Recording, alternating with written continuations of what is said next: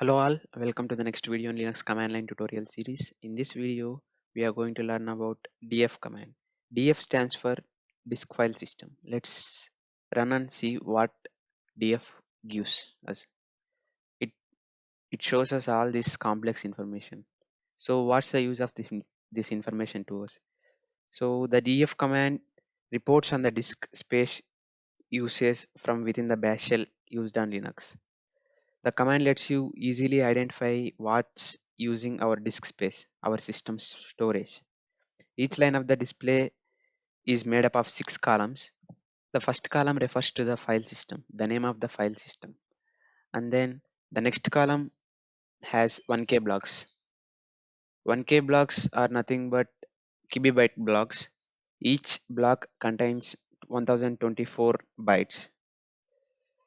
The number of 1K blocks in each file system is shown in this column. And then the used column shows the number of 1K blocks that have been used on this file system. The available column shows the number of 1K blocks that are unused on this file system. The use percentage shows the percentage of the disk which is used. So here percentage varies from 0 to 100%. You can see that 100% is all the disk is completely used to store the files in it. This mounted on column shows the mount point of the disk. These numbers are very large and are very difficult to understand and compare. So to change the disk size to the way we know, we use an option or a flag which is bfab, capital B, and then we can specify the size in which we need. If you specify K, it shows in kilobytes. If you specify M, it shows in megabytes. If you specify in G, it shows in gigabytes. Let's check whether this is true or not. Here you can see that it is showing in gigabytes, 2 gigabytes, 1 gigabyte, 449 and so on. If you use megabytes, it shows more precisely, but less complex compared to 1K blocks, which is nothing but kilobyte blocks. There are also some other large options you can use, which are terabytes for with capital T, petabytes with capital P, exabytes with capital E, zettabytes with capital Z, and iota values with capital Y. But those are not needed on our small Linux machine. You can also use another option, which is H option, which stands for human readable format. The output is shown in the most applicable unit for the size of the file system. It is easy to compare using H option.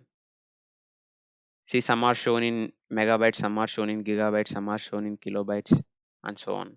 If you want to know the type of file systems, we have to use T option, which is capital T option. It shows the type of file system with all other information. These are the types of file system. If you want to exclude a certain types of file system, for example, let's say squashfs files, we don't need squashfs files. We use X option, which stands for exclude s- squashfs as an argument, and it excludes all squashfs files. If you want to see the type under exclude, just type T and then squashfs. It shows that in here we can see that all there is no file with squashfs type. If you want the information of only a single type of file system, we can use small t option. Let us see small t option now. Let's say we need only external disk files. Let's say xt4, and see what is the output we get. You can see that only xt4 type of disks information is shown here. You can also experiment with other type file systems. You can see that only temporary FS file systems are shown here. That's it for this video. Thank you for watching. Please like, share, and subscribe.